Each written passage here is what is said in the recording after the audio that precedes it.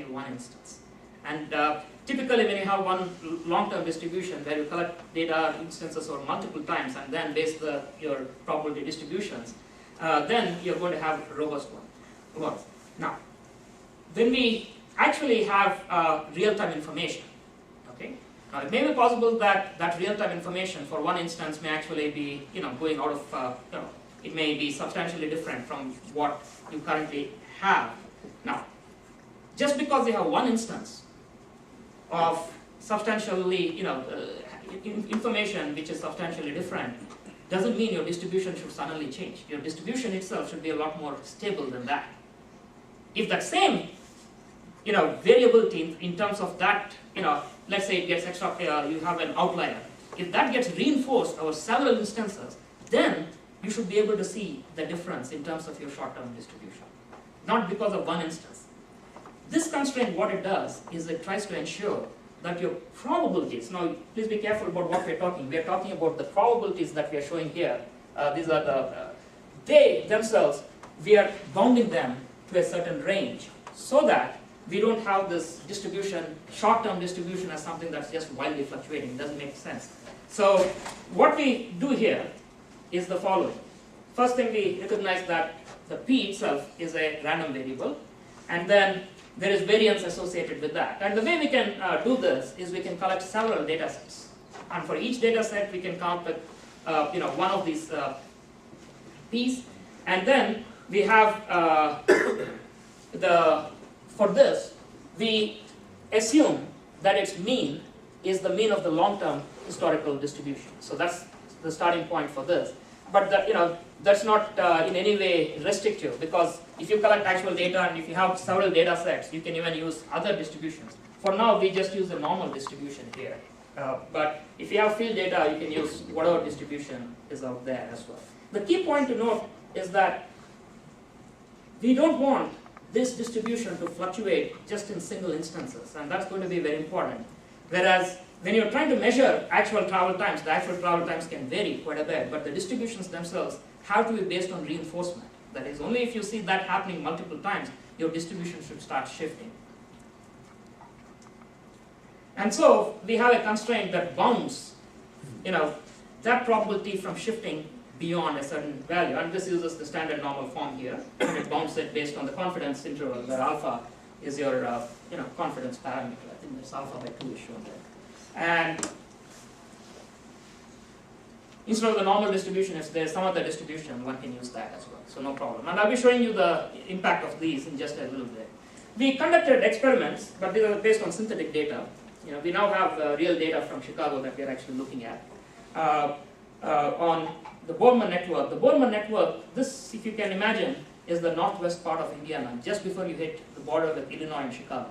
This is just exactly at that border. So right here is Chicago. And this is the Borman Expressway. It's named after an astronaut. There was a former senator from Indiana as well, I-8094.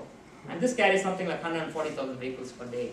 Most of them, 70% trucks at night. So it's so if you travel there at night, and I did, you can feel like you're in some other planet. So very intimidating. So this represents the network of interest for us. And what we did is we used a simulator. In this case, we used DynaSmart, which is a simulator, dynamic traffic simulator. And then we had historical travel time distribution and then real-time travel time information, and did this for 90 minutes per day for 55 days. And then we looked at these 19 links out here. We just looked at a testbed network for tracking and understanding our, first how the fusion model performs, and second, even doing sensitivity analysis, and I'll be showing both. So in terms of the procedure, we run this Borman network on DynaSmart for 55 days, 90 minutes each, collect data on these 19 links of interest. We generate the long-term historical data based on 50 days, so we use 50 of those 55 days for that. We track the link short-term distribution on a given day in the following day. We generate real-time travel time information on each link every 2 minutes. We update the historical or past distribution each time to count with our short-term future one. So this is what I mean by instance. Every instance we have information, we update this to get the short-term future distribution. then we evaluate the quality of the information fusion model. And so this is just showing this process, actually showing what is being done. Since there is a lot of notation here, it's just doing exactly what I mentioned out there, but it's giving more details in terms of how we generated the data, given that it's synthetic data. So we evaluate the short-term link travel time distributions using the following criteria. First, accuracy. So the accuracy is the ability to predict that the predicted short-term distribution tracks the actual short-term distribution. So we are predicting the distribution, we are trying to see how close we can track the actual distribution itself. Consistency is based on the consistency constraint. They need to ensure that the predicted distribution is not going to vary significantly in a short period of time. And this is accounting, again, for situations where you have incidents and accidents. Even when you have those, as long as there are significant incident accidents, that will happen, that transition will happen. But that's the consistent way of having it. The key point is if there are some outliers suddenly that show up or errors, you don't want those errors to skew your distributions. That's what I was talking about. The third one is robustness. The extent to which information fusion model enables the predicted distribution to be shielded from inferior quality real-time data. So in some sense what we're saying is if you have bad information, we don't want that to be weighed significantly. If you have good, we want it to be boosted up. We'll start with accuracy. So accuracy, we said, is how close it approaches the actual distribution. So in order to do so, this is slightly small, but this is how I could get it out there. So if you look at it here, there are 3 of these. You see the one in the light red maybe, or something like that, lavender. Then you have the blue, and then you have, I can't even see what the third color is. Red, okay, that's the red one, thanks. So, brown, maybe brown, okay. So if you look at the 3 of them, the one in the middle is the historical one, okay? So what you'll notice is the historical distribution is staying constant. So what we're trying to say is the long-term historical distribution is insufficient, that's the starting point. The one on the bottom, where it says an F, is the fused distribution, which is the short-term one. And the one on the top is the actual one. Okay? So the actual one is shown as the histogram. The other ones we're connecting the various points so that we can illustrate the difference. So, and that's what actually what we see is at the various iterations, we want to make sure that these short-term distributions approach the actual ones there. So we want that to come as close as possible. As you can see here, the long-term distribution actually keeps, since it's a constant, it may not make sense. But the actual distribution, which is shown here in the as a histogram, you'll see that slowly you'll see the fused one capturing those characteristics. For example, at this point here, it starts capturing those. So as you get more and more, on the current day, as you go more and more, you'll see that you're capturing that more and more as well. And then as the congestion increases substantially, you're skewing onto that side now in terms of the travel time states, you're capturing that significantly as well. So that's the first test, and we did that for several links actually. So the second one is the consistency. Without the consistency constraint, so again you can notice here, if you look at the historical one, that's shown in the blue dotted line here. So that's out here. But the key point to note is that without the consistency constraint, the fused short-term distribution, it has spikes. It has spikes somewhere here. Then there's no need for a spike to be there. Okay, and it does that simply based on real-time data that shows up and it just spikes off. Okay, that's what I meant by one instance skewing things, or few instances skewing things versus when you have reinforcement. I'll come to this bottom one once I show the other side, because there is something there. Even though it looks really small, I can still illustrate what I want to out there. So when you have the consistency constraint, you'll see that those spikes are gone, and even though you have the approaches here, actually it's coming closer to where you have the spikes here in terms of the actual data itself. So you're seeing that the key element here, when you have the consistency constraint, is you're trying to capture closer to this. One of the interesting points to note here is, because the consistency constraint is trying to ensure consistency with the distribution, you'll see the mean of the fused data, or the fused distribution, may not be tracking the actual travel time very well. On the other hand, without the constraint, you'll be tracking it very well. Okay? this is where fundamentally the key point of what consistency does, because our focus here is on the distribution and consistency with distribution, not necessarily the mean. Okay? So that's what I wanted to illustrate here. So here you'll see that the tracking is not very well, but here it tracks mean very well. So the fusion model, of course, is more sensitive to significant non-recurrent congestion as well. We actually have tested cases, so it's able to nicely capture that. The third point is, if you have bad data at some point, and just as an example, real-time data is now shown by this dotted line. You see here, this is a bad data out here.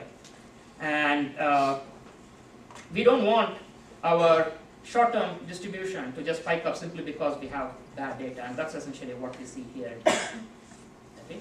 Even though we have real-time data which is not good, that the information fusion model prevents that such data from actually affecting the distribution itself. Straight. Yeah, go ahead. But how would you know that's bad data in a real-time setting, in an actual setting? In an actual setting, there are two elements in terms of in terms of the data. The first one is related to the time delay. So it depends. So that one we can update. Yeah. The second one is based on information that you collect, because one of the elements there is what is that? I haven't actually, there's a point there where I needed to show you Q, which is the accuracy of the real-time information. So that's based on information that we have collected and calibrated in the past. I'll actually show that, let me see whether I can show it to you. No, let's see. Or there's a slide in the back there, I'm sorry. Maybe I'll just show it to you and come back to this. I just, okay. So this is what it is. So what is so this again is a conditional probability, it's a posterior one related to accuracy of real-time information. And what it does is the following. So what you're saying is, given that the real-time data is this, what is the conditional probability that the actual travel time is in that state as well? So this is something we capture using data that we can measure. All of the data that we get here in the end is measurable data. So in the end, when we come up with this Q is based on probabilities that are based on measurements that we can take in the field. So that's how we actually come up with that. But so there's one assumption though we make here, and this assumption is that if there is a difference between, so this is what it's saying is this is the other probability, which is given that the actual one is here, what is the probability that the real-time information that's obtained belongs to that state. This probability, we assume that is, if it is not in that state, it's uniformly distributed among all the other possible states. Now that can be, modified by using some other, if you have actual data, and based on actual, because you can get the historical data sets, based on that, if you have other shapes for that or actual values, you can directly plug them in.